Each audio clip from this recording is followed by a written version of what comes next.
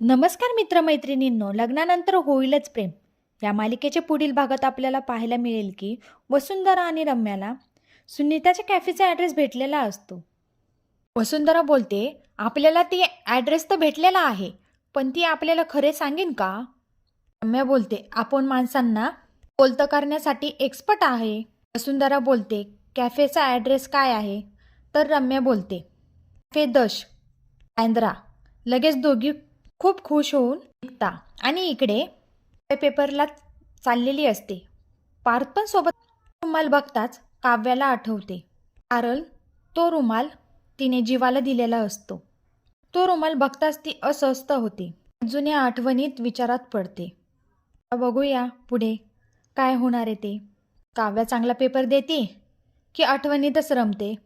अशा नवीन नवीन अपडेटसाठी मराठी मनोरंजन सिरियल या यूट्यूब चॅनलला सबस्क्राईब करा. थँक्यू.